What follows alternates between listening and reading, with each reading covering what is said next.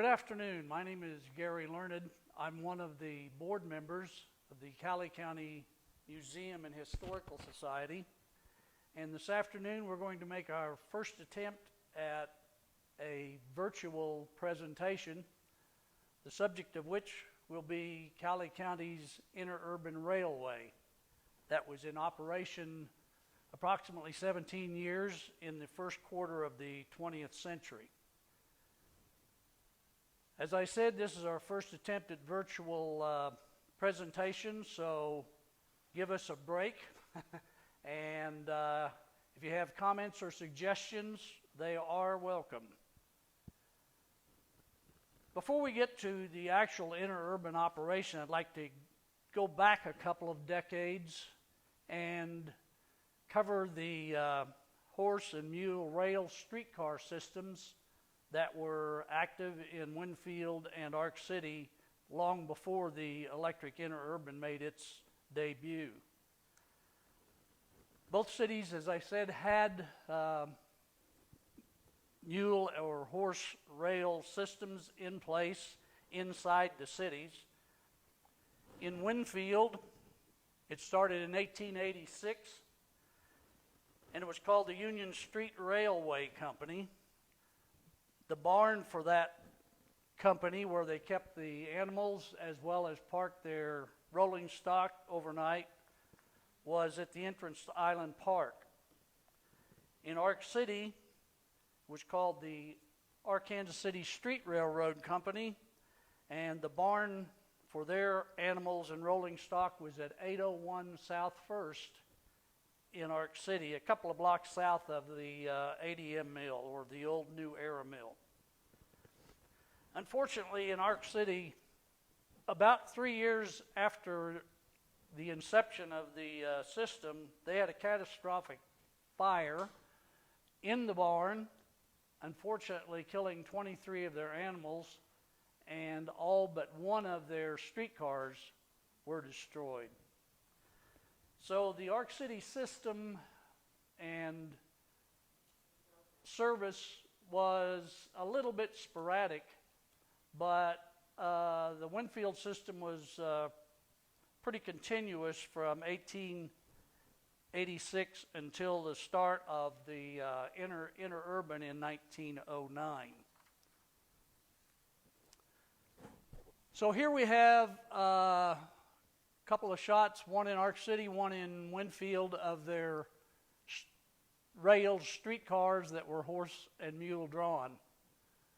The Ark City photo, just for your information, is taken at Chestnut Avenue looking south on Summit, and the Winfield shot is at 9th and Main. Looks like he's making the turn east on the curve there at the intersection. Okay, so we've got a little background. Let's build an interurban system. And the first thing we need to do is understand what an interurban railway is, or at least was, as defined back in the day. And most definitions would include these four basics. The first being that the rail cars used electric power for propulsion as opposed to steam, which all the railroads were using at that time. Passenger service was the primary business. That's not to say they didn't handle freight, but it was usually a secondary priority. Interurban equipment, that being the cars that were used to transport people across country between cities, was usually heavier and faster than the urban streetcars. And finally, rail operation in those rural areas between cities was almost always on private right-of-way, whereas in a city, the rails were obviously laid on street, so the right-of-way was simply negotiated with city as part of the franchise. So our first attempt to build an interurban system in the Winfield Ark City area was promoted by Lester H.P. Northrop starting in about 1904. And this was going to be the prototypical interurban system with interurban cars, street cars, would connect Winfield and Ark City.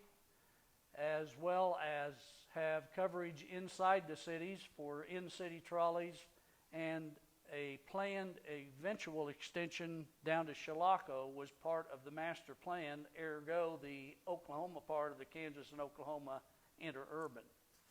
The power plant was going to be in Ark City, and that power plant would furnish electricity both to the interurban system and both cities, and by that I mean the cities themselves, not just the streetcar power required. So that was a pretty ambitious power plant plan.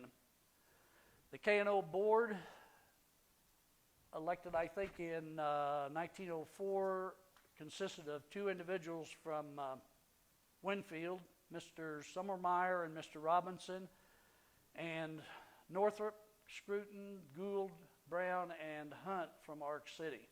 Those gentlemen would remain, most of them would remain as part of the board through a couple of additional iterations of the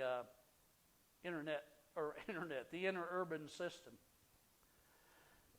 So right-of-way acquisition became quite an issue with building this, and in fact there's some question in my mind as to where they actually bought right-of-way first.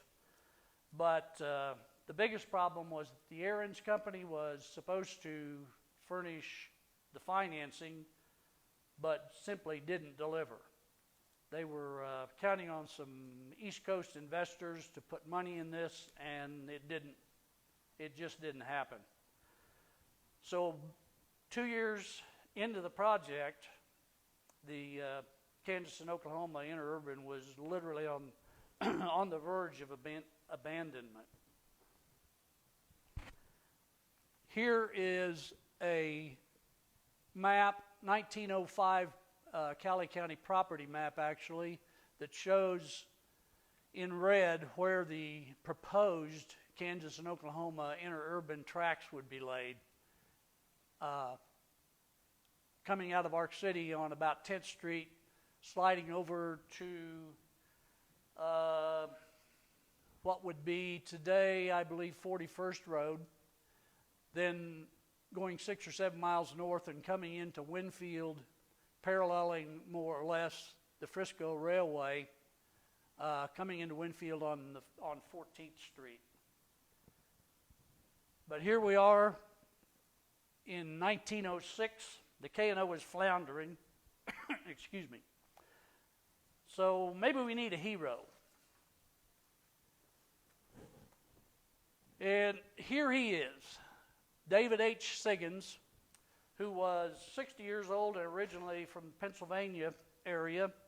He was already the owner of a successful interurban running between Warren, Pennsylvania and Jamestown, and that system also included in-city trackage in both those cities, about 20 miles between them, so it was something very similar to what we wanted to lay out here in Winfield and Ark City.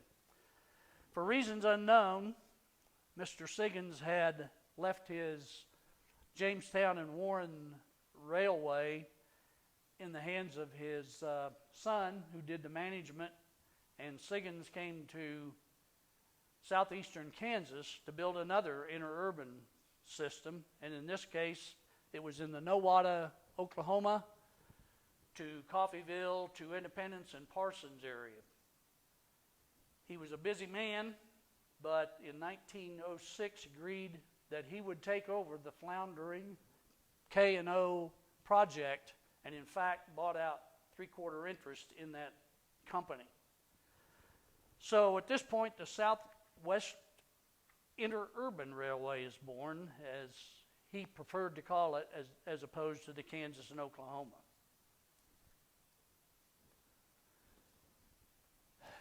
In 1908 and 1909, Mr. Siggins made good progress. Rolling stock was delivered. The franchise proposals were presented to both cities in late 1908. There was also included in each of those proposals a $20,000 bond request at each city. Winfield, there was some controversy about that $20,000 bond issuance, but it was finally taken to the voters on a special election and passed.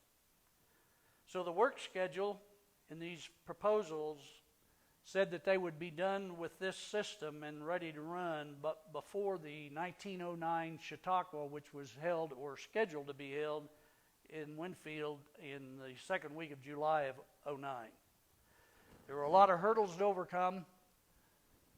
For instance, it cost the Southwest Interurban Company $3,500, and to put that in perspective, that's about $95,000 in today's money, simply for rail crossings.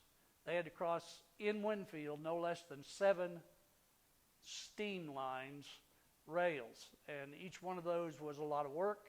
Plus, I think part of it was gimme money from the railroads. Yeah, we'll let you cross, but you're going to have to pay us a little money.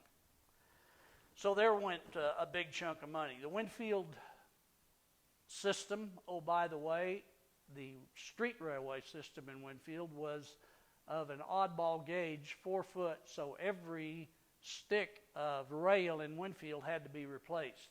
In Ark City, it was a little easier because they had standard gauge, 4 foot, 8.5 gauge in Ark City for their old horse-drawn system. So a lot of that got reused. There were some right-of-way problems, right-of-way construction problems, not the least of which was the 9th Avenue Bridge on West 9th Avenue that had to be constructed to get the interurban rails into town.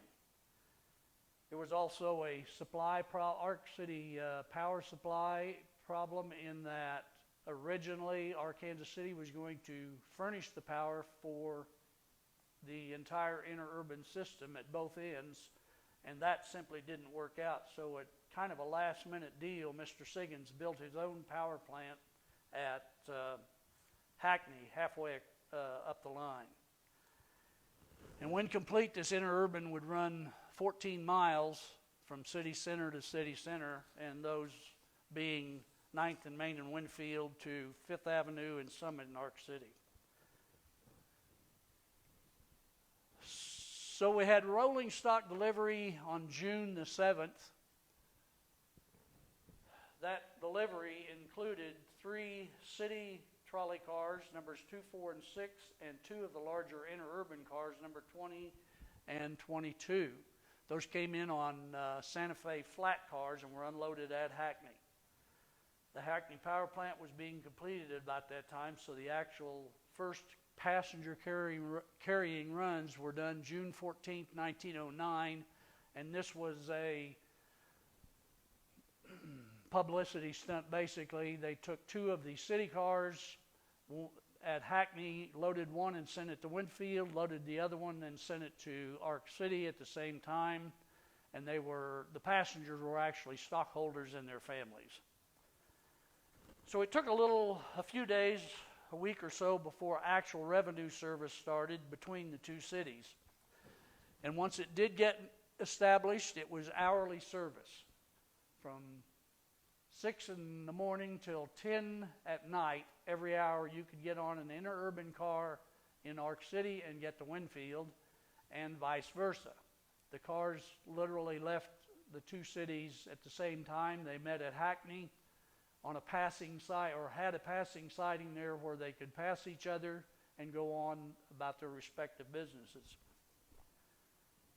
The city schedules for the in-city trolleys were on a half-hour schedule, and we'll get a little bit into that later as far as the routes were concerned.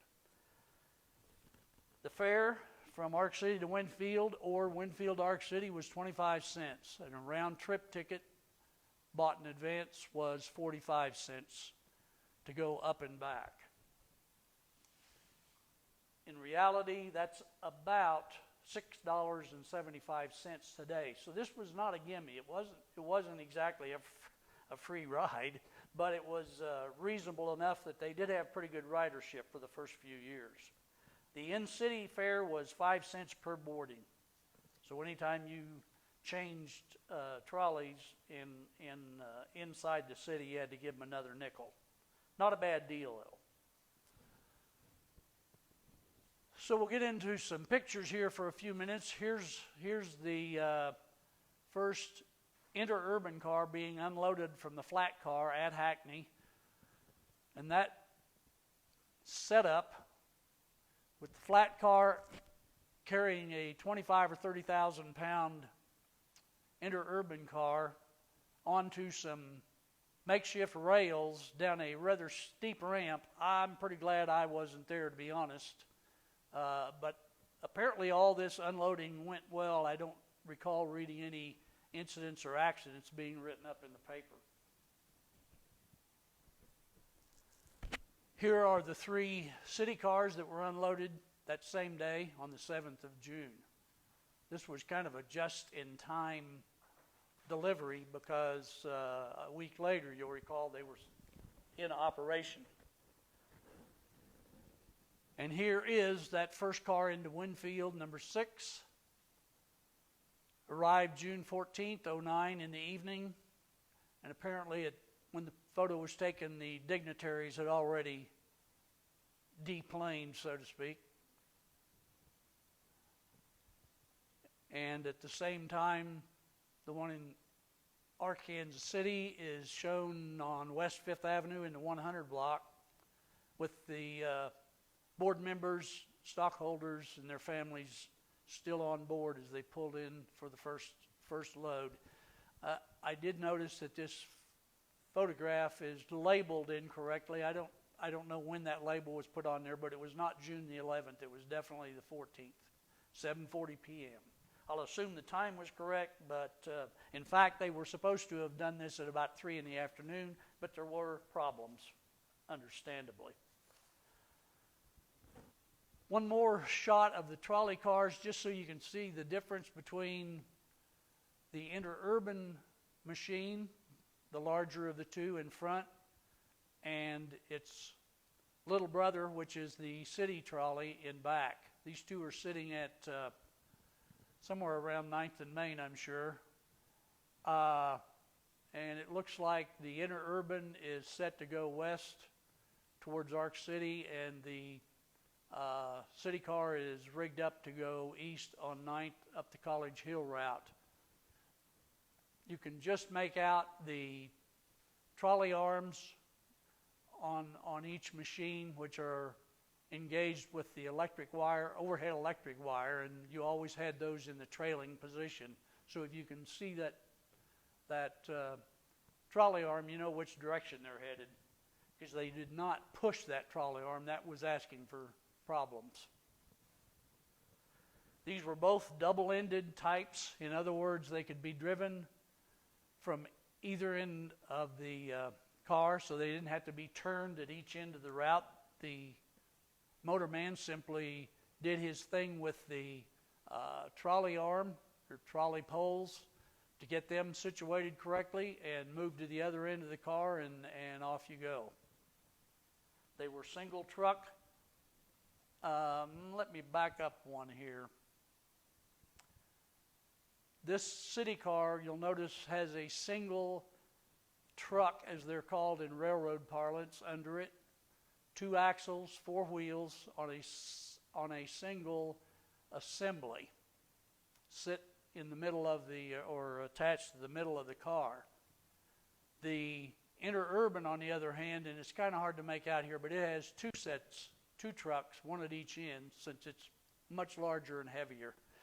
About 35 feet long and 22 or 3 feet long, I believe, for the city car. So there's quite a bit of size difference. Here's the Hackney powerhouse that furnished the power to both the Interurban portion and the city trolleys. There was no power sold to either city, although they probably had excess and could have. They did not choose to do that.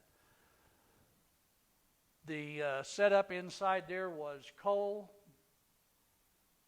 burning to make steam. Steam turned a turbine which turned the generators to make the electricity.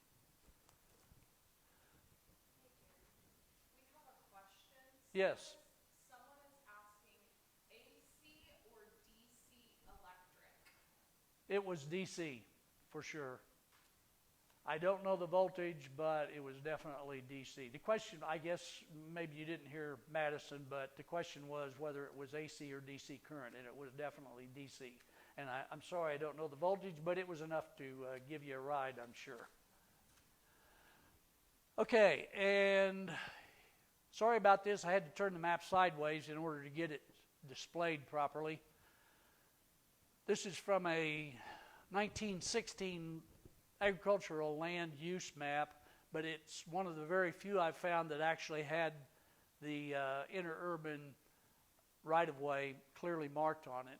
I did highlight a little bit with red paint, so to speak, so you can make it out a little better.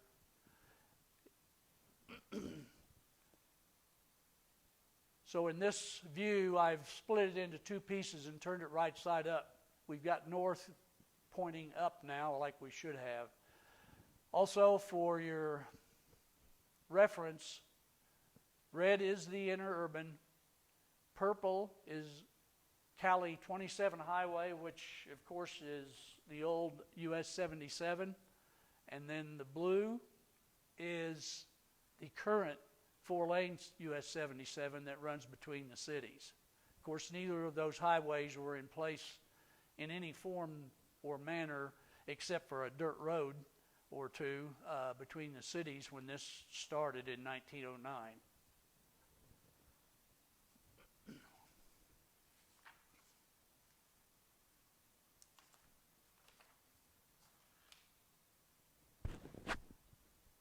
The Ark City map, again, I'm sorry, but I had to lay it on its side. North is to your left. The center of the map where you see the crossings is 5th Avenue crossing Summit. Winfield is to your left. This is pretty close to what the horse trolley system used. But I do have a few issues with this map as regards the electric interurban, because I'm certain that the East 5th Avenue leg that we see there pointing up in this view did not exist for the electric interurban. That hill is too steep. They would have never laid track there.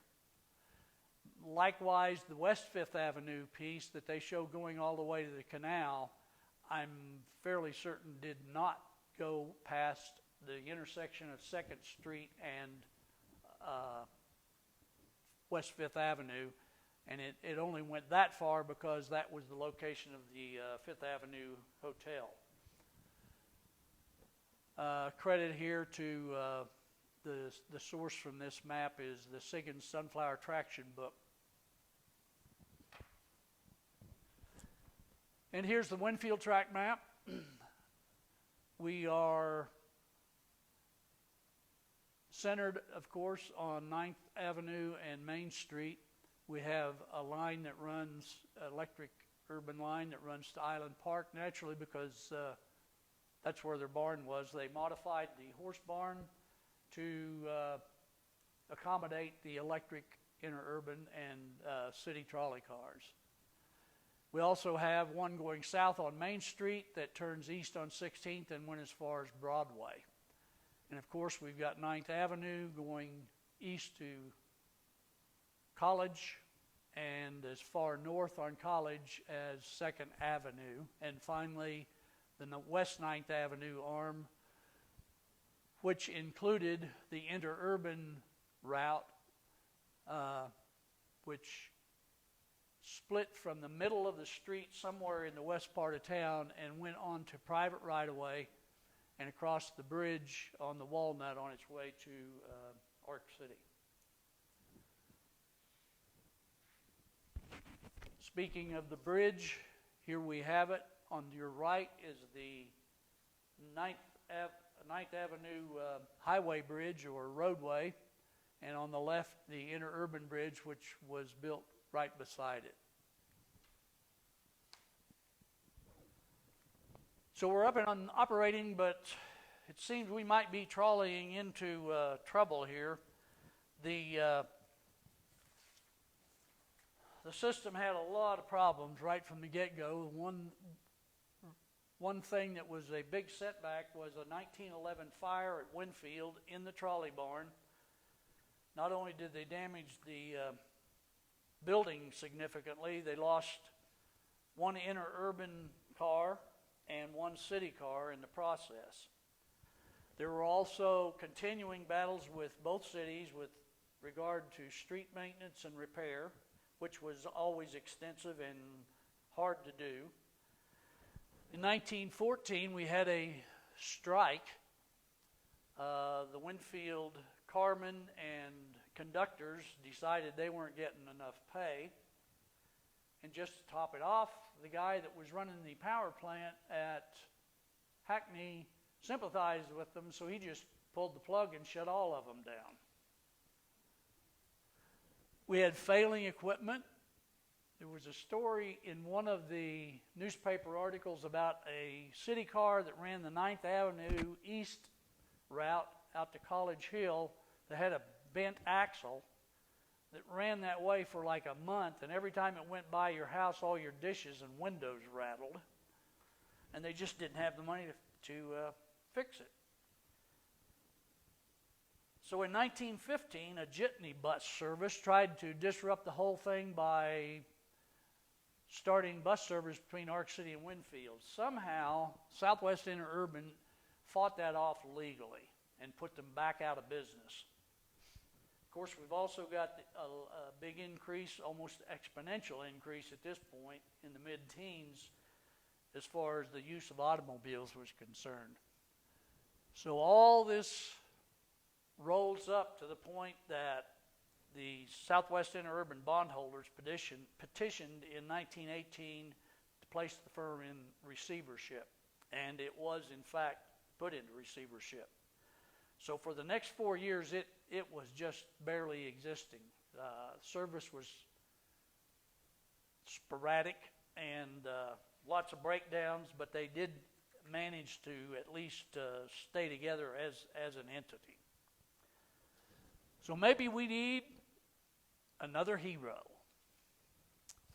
And this man was George Tice.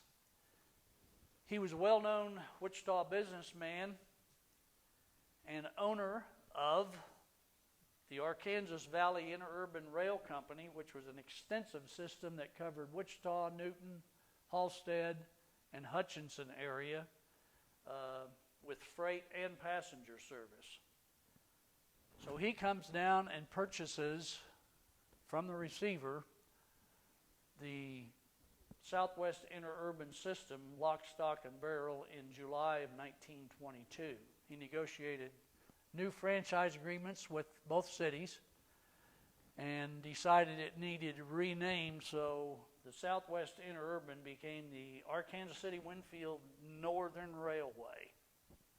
It was not combined with his other electric railway, either corporately or physically, but he did have big plans in 1922 that eventually that would happen. They would connect the two systems and extend the north system further north to Salina and the one in Ark City as far south as Oklahoma City. So he was a dreamer, and that would have been quite an accomplishment. In any case, he goes about updating the equipment. He changes the schedule so they're a little less frequent. I think at this point they're running in 1922 something like every other hour instead of every hour. The fares were increased again. I failed to mention that at some point the 25-cent fare got bumped to 35 cents, and when George took over, he made it 45 cents. The city fares were also increased from 5 cents per ride to 7 cents. But the handwriting was on the wall, and the firm is just continuing to lose money as fast as it can make it. So one of the first things that happened was that in the spring of 1925, all of the in-town service, all that 4th Street loop and South Summit and 4th Street or Jackson and D Street loops were all shut down. The only rails left in Ark City were those that allowed the interurban cars between Winfield and Ark City to get in and out of town. So from Summit and 5th Avenue north was the only rail left in town. He had already shelved at this point his expansion plans for obvious reasons. Things just weren't working out. So in March of 26,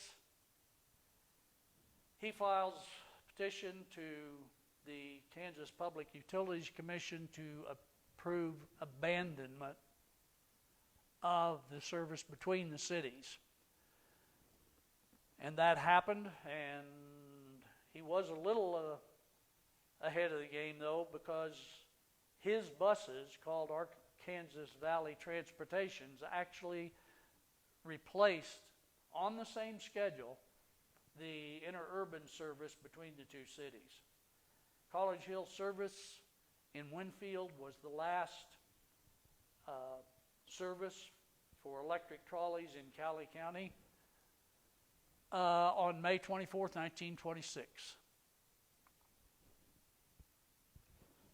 So, goodbye trolley, here comes the bus, and all that's left is to try to understand some of the things that caused the downfall. And as we've related, I think we understand what happened. Rubber tires took over, excuse me, in one form or another. So is there anything left of the Kansas and Oklahoma / Southwest Interurban / Ark City Winfield Northern? And the answer is yes, kind of. This is an eye chart, but in that red circle, you might see there's a diagonal line that runs across there. These are present-day property, excuse me. These are present-day property lines, and that diagonal represents the old Southwest Interurban, Ark City Northern right-of-way that divided up the properties back when the rails were laid. And to this day, that property line is still on the maps, or series of property lines. On a more concrete basis, pun intended, if you go out to the 9th Avenue Bridge across the Walnut when the water's at a low level, on the east bank you'll see a 2.5 or 3 foot steel casing that has some concrete in it, and a similar device on the west bank, as you can see in the right-hand photo, along with part of one of the old concrete columns that held up the interurban bridge that ran beside the highway bridge on 9th. There's more concrete that still reminds us of the interurban. In Arkansas City on Jackson Avenue and D Street, those streets had been paved at some point after the interurban tracks were laid, or maybe at the same time. But when the tracks were taken out in 1925, the city chose to concrete the gaps left where the bricks didn't exist, where the tracks had been previously. So the 3 or 4 blocks from Summit to D and a couple of blocks south from D Street, you can still see the concrete where those tracks used to be. Also on North 4th in Ark City, if you look closely, you can see where the bricks were replaced. They didn't concrete, but the bricks are newer, so they're a different shade. So we've got, I guess this is a metaphor, the Winfield car off the rails, and in fact, the entire system off the rails. It lasted 17 years, and a lot of things went wrong, so it's gone forever. And I thank you for listening.